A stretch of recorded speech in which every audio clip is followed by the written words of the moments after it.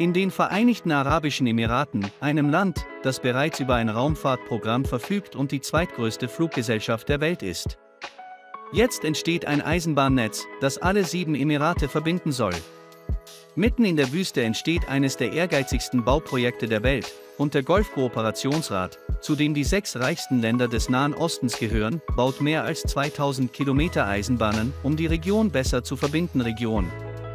Denn der Sand der Wüste und der Berge soll mit Hilfe von Tunneln durchquert werden.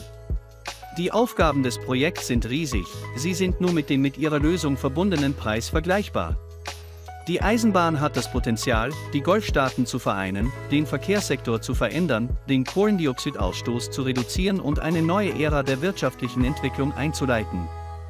Doch zunächst müssen sie politische, finanzielle und logistische Herausforderungen meistern.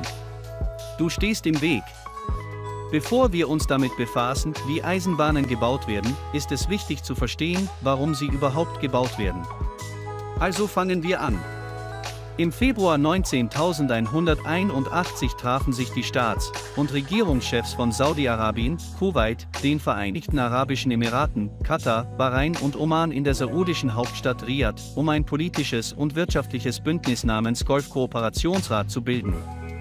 Diese Länder haben viel Geld mit Öl und Gas verdient, was bedeutet, dass ihre Wirtschaft stark an den Ölmarkt gebunden ist. Zwischen 2008 und 2009 befanden sich die Ölpreise mitten in einer schweren Rezession. Die Volkswirtschaften der Golfstaaten brachen stark ein. Sie litt darunter. Hier kommt die Eisenbahn ins Spiel. Im Jahr 2009 genehmigte der Rat ein großes Eisenbahnprojekt, das alle 6 Mitgliedsländer verbinden wird.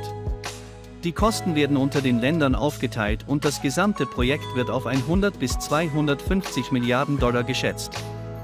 Ein Schlüsselelement des Netzwerks ist die 11 Milliarden US-Dollar teure Güter- und Personenbahn Etihad Rail. 1200 Kilometer lange Strecken quer durch die Emirate vom Römischen bis zum Persischen Golf. Das nationale Eisenbahnnetz wird in 2 Phasen gebaut. Phase 1 wurde 2016 abgeschlossen, umfasst 264 Kilometer von den Hassan- und Schah-Gebieten von Abu Dhabi bis zur Hafenlandebahn. Besonders das Baugewerbe ist ein anspruchsvolles Arbeitsumfeld, da es im Sommer so heiß sein kann, dass auf manchen Baustellen nur nachts gearbeitet wird, wenn die Temperaturen auf 30 Grad sinken.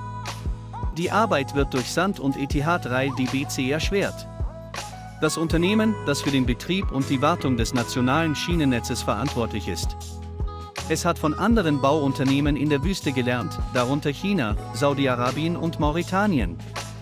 Diese Länder haben im Laufe der Jahre neue Lösungen gefunden, wie zum Beispiel die Umwandlung von Sanddünen in Lehm, die Beobachtung von Wanderdünen und den Bau von Vegetationsmauern, um Wind und Sand in Phase 1 zu blockieren. Etihad Rail baute 20 Überführungen. 2 Brücken, 10 große unterirdische Gänge für zukünftige Nutzung. Das Unternehmen baute außerdem 2 Fabriken zur Herstellung von Stahlbetonschwellen aus lokalen Rohstoffen. Diese bilden das Rückgrat der Bahnstrecken. Jeder Bund ist 2 volle 6/10 lang und wiegt 340 Kilogramm. Sie werden mit einem Befestigungssystem an den Hauptschienen befestigt und dienen der Stabilisierung des Gleises und der reibungslosen Bewegung des Zuges. Geschwindigkeit bis zu 200 Kilometer für Autos. Selbst diese erste Route bedient noch keine Passagiere, transportiert aber täglich bis zu 221.000 Tonnen granulierten Käse in 110 Waggons. Dieses Element wird aus den Ölfeldern in Abu Dhabi gewonnen. Im Landebahnhafen wird es für den Export veredelt. Dort wird daraus alles hergestellt, von Batterien über Düngemittel bis hin zu Feuerwerkskörpern. Bis Mitte 2021 transportierte Etihad Rail mehr als 30 Millionen Tonnen granulierten Käse für das Ölunternehmen Abu Dhabi Nisjetnal. Der Vorstand des Unternehmens gibt an, dass eine Zugfahrt den Kohlendioxidausstoß um 70 bis 80% reduzieren wird. Im Vergleich zum Lkw-Fahren, das für eine CO2-intensive Wirtschaft wichtig ist. Diese Effizienz hat dem Emirat auch dabei geholfen, zum weltgrößten Käseexporteur zu werden. Im Jahr 2019 brachte es ihr 679 Millionen $ ein. Der größte Teil dieses Käses ging wahrscheinlich nach China, dem weltweit größten Importeur dieses Elements. Sie beteiligt sich auch an der 2. Phase des Bergbaus. Die Eröffnung der neuen Autobahn hat es den VAE ermöglicht, zum weltweit führenden Hersteller von granuliertem Käse zu werden, einem Nebenprodukt der Gasreinigung und einem wichtigen Bestandteil der Düngemittelproduktion. Es handelt sich um ein instabiles Material mit unzureichender Qualität, das bei einer bestimmten Konzentration bei Kontakt mit der atmosphärischen Luft explodieren kann. Daher war dies einer der Hauptgründe für die Wahl des Schienenverkehrs als Transportunternehmen für die nationale Ölgesellschaft Abu Dhabi. Die hohe Zuverlässigkeit beträgt derzeit 91,5% der Planeinhaltungsgenauigkeit aufgrund der Besonderheiten der Umwelt und ihrer negativen Auswirkungen auf die Eisenbahninfrastruktur entwickelt Etihad Rail weiterhin aktiv Maßnahmen zur Aufrechterhaltung hoher Standards im Kundenservice. Während der Umsetzung des Projekts fanden aktive Konsultationen mit den Eisenbahnverwaltungen Saudi-Arabiens und Chinas sowie mit Unternehmen statt, die sich mit Verkehrsbau, einschließlich Straßenbau, befassen. Auch im laufenden Betrieb sammelt das Unternehmen eigene Erfahrungen, die es ihm ermöglichen, schnell auf veränderte Bedingungen zu reagieren. Von den ersten Tagen des Projekts an waren die Hauptaufgaben der aktuellen Instandhaltung der Infrastruktur mit der Sandbewegung verbunden. Die Untersuchung der Probleme von Sanddünen ermöglichte es, eine wichtige Entscheidung zu treffen. Anstatt Methoden zum Umgang mit den Elementen zu entwickeln, die möglicherweise keine stabilen Ergebnisse bringen, empfiehlt es sich, sich so weit wie möglich an dieses Naturphänomen anzupassen und den Bau und Betrieb der Bahn entsprechend zu gestalten. Die Etihad-Bahnstrecke wurde daher so konzipiert, dass die Auswirkungen von Sand auf die Gleisinfrastruktur so gering wie möglich gehalten werden. Dazu wurden verschiedene Methoden eingesetzt, von der Gestaltung eines spezifischen Plans und Gleisprofils bis hin zu einer speziellen Gestaltung der Gleisoberseite. Entlang der Trasse wurden spezielle Gräben und Sandfanganlagen angelegt. Es entstand eine ganze Flotte von 7 Diesellokomotiven, die mit einer Sandfilteranlage ausgestattet waren. Sandverwehungen treten nicht auf der gesamten Länge der Autobahn und nicht jeden Tag auf, daher werden die Arbeiten zur Reinigung der Strecke von Sandverwehungen alle 7 Tage durchgeführt. Die zum Reinigen der Gleise verwendeten Geräte ähneln in ihrer Konstruktion denen von Sandentfernern in anderen Ländern. Das Hauptaugenmerk liegt auf der präventiven Arbeit. Etihad Rail organisiert die Überwachung des Fortschritts der Sanddünen, damit der Kampf gegen sie beginnt, bevor sie den Weg direkt blockieren können.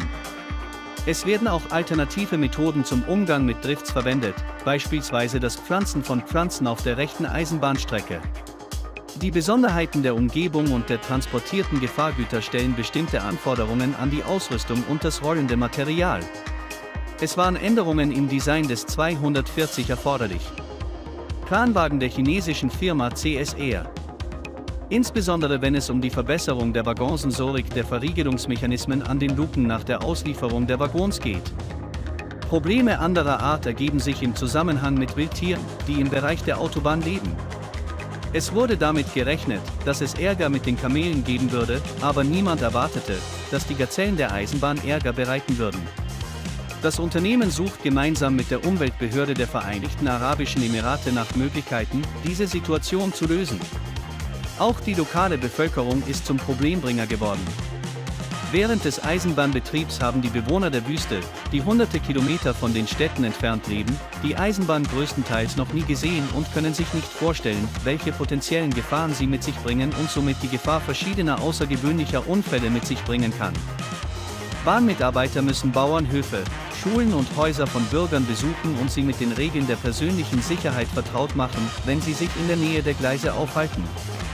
Die Abgelegenheit der Hauptstreckenanlagen von Siedlungen erfordert die Schaffung der notwendigen Infrastruktur für Arbeiter und Angestellte der Eisenbahn, was ebenfalls eine recht ernste Aufgabe ist, da Etihad Rail etwa 200 Mitarbeiter beschäftigt. Daher werden Wohnkomplexe einschließlich Schulen im Rahmen privater Partnerschaften gebaut, um ein geeignetes Umfeld für Arbeitnehmer und ihre Familien zu schaffen. Trotz der jüngsten Verlangsamung bei der Umsetzung einiger Schlüsselprojekte, insbesondere der beiden Phasen der Eisenbahnentwicklung in den Vereinigten Arabischen Emiraten. Und für Oman wird der Markt für diese Branche im Nahen Osten auf etwa 80 Milliarden Dollar geschätzt. Der Bau der zweiten Etappe begann im Jahr 2020. Sie wird das Netz um 605 Kilometer erweitern. Durch die Umsetzung der Phase 2 des Projekts wird erwartet, dass das Güterverkehrsaufkommen bis Ende 2021 von 7 Millionen Tonnen pro Jahr auf über 50 Millionen Tonnen steigt. Eine Fahrt mit einem voll beladenen Güterzug kann etwa 300 Lkw ersetzen. Dadurch werden Verkehrsstaus reduziert und die Sicherheit erhöht, was der Umwelt zugute kommt. Dass ein voll beladener Zug bis zu 80% weniger CO2-Emissionen verursacht als Lkw mit ähnlicher Nutzlast. Der Schienenverkehr senkt die Geschäftskosten, verbessert die Marktposition bestehender Branchen und fördert deren Wachstum. Es wird prognostiziert, dass das Etihad-Schienennetz die Treibhausgasemissionen um mehr als 2,2 Millionen Tonnen pro Jahr reduzieren wird, was einer Entfernung von bis zu 375.000 Fahrzeugen von der Straße entspricht. Kosteneinsparungen für Schienengüterverkehrsunternehmen, die es ihnen ermöglichen, kommerziell erfolgreicher zu sein. Um das Wirtschaftswachstum noch weiter zu steigern, beläuft sich der geschätzte kumulative Nutzen der Emissionsreduzierungen allein unter Berücksichtigung der Lkw- und Passagierverlagerung von der Straße auf die Schiene in den nächsten 50 Jahren auf etwa 7 Milliarden US-Dollar. Eisenbahnen werden auch ländliche Gebiete mit Städten verbinden, ihre Kommunikation verbessern und umfassendere wirtschaftliche Vorteile für diese Gebiete schaffen. Ein weiterer großer Vorteil dieses Projekts besteht darin, dass es die Belastung der Straßen dieser Region deutlich reduzieren kann.